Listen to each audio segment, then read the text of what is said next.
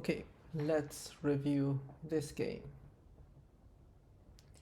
So this is London system. Knight c3, knight bishop f5, e3, e6. So first of all, if I play London system, I would choose to move the knight to d2, and so I can have the space to push the pawn to c3 or c4 later. In this game, play knight c3. The c pawn is blocked, so it's not easy for us to push the c pawn. And the other thing is, once black plays c6, our knight will be quite stuck at c3.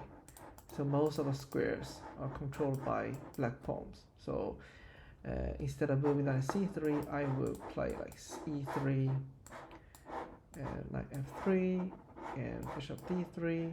Yeah, so I will later move knight to d2 to connect with the f3 knight and push the c pawn if necessary. So I mean, knight c3 is not a mistake, it's still a book move. I'm just extending some other variation we could try. e3, knight b5. We want to attack c7. The intention is very clear, but I think black can play knight a6 to protect the pawn, and later after c6, our knight have to go back to c3 again, and that actually waste one move, right? Because we have moved it to b5 and then move back to c3, so it's a little bit wasteful. So I will call this type of attack as premature attack.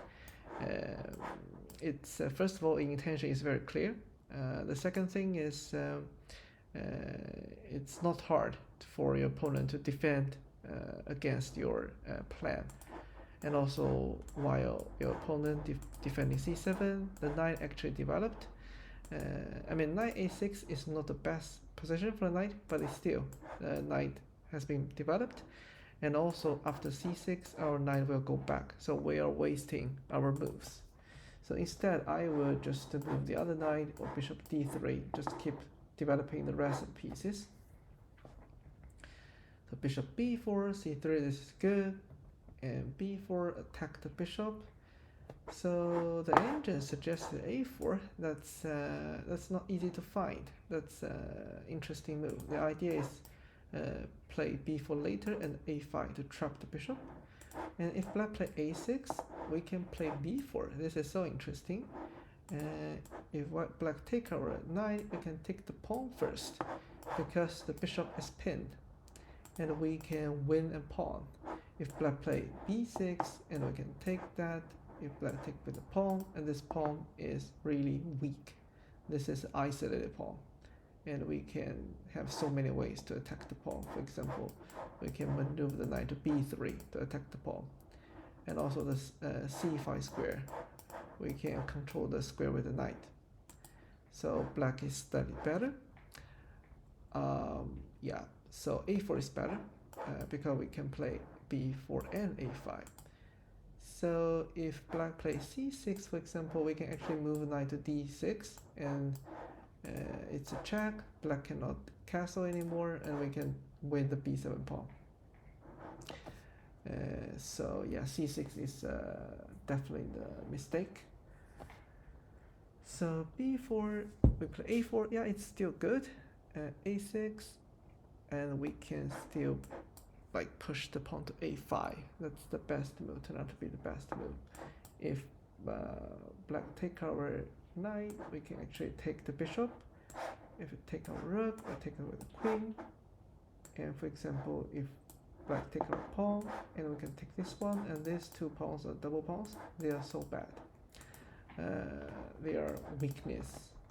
So instead of taking the pawn, black should play pawn to c6, and now our queen has a very good open file, so we can move the queen to a7 or a8 to attack the weakness. So yeah, we should push the pawn to a5, and if the bishop moves to a7, we can take c7. So we move knight a3. It's not as good as a5. It's a little bit passive. And castle, bishop to d3, exchange bishop, knight c3, knight f3. This is good. Divide pieces. Castle, make the king safe. All good. Knight e4, knight e2. I like this move to trade the center knight because this e4 knight is so good. Queen e7, a5, knight c2. Maneuver the knight is good. b6. Take. Now the a6 pawn is isolated pawn, and we can definitely attack that. For example, queen to d3 to attack this pawn, and black could play a5, so we can play b5 to kick the knight, and knight has to go away. For example, to a7. So how can we keep attacking this pawn? So I'm thinking. And you know what, the c7 pawn is also another weak pawn. So we can play c4. After exchange, our queen and bishop can aim at c7. And other than that, we can. I really want to attack this a5 pawn. So maybe if I can move the knight. Okay, knight a3 is quite good because after c4, we can move the knight to c4. Or what about rook a2, knight a1, knight b3? So, or move this rook, doubled, to a file. Let's see if black play knight c8 and knight d6. We can move, actually, you know what, knight to b4, because the pawn is pinned. We can win this rook. So, what about black play f6, preparing e5. Move the bishop back, and let's say rook to d8. So we can play c4, take, attack c7. Yeah, I mean the a5 pawn is a weakness, and we can a2, rook, knight a1, knight b3 to attack this pawn, or f3, bishop to e1 to attack this pawn. So this is how we create a target in chess. But in this game we didn't do that. We move the knight. We want to maybe move the d3 or e5. So this is also good thinking. We move knight back to c2. I don't understand. Why do we move it back? We want to protect b4. But if we want to protect b4, I think knight d3 is better, because not only protect the pawn, we can also maneuver the knight toward the center. So take, we exchange the rook. No, this is not a good move, because exchanging the rook favors black. Black get opportunity to control the a file. This is only open file. We should keep the rook as it is. At least we can we don't allow our opponent dominate this a file. Take, rook a4, rook b1, protect the pawn, c6, h3. We want to solve the background problem in the future. Bishop to d8.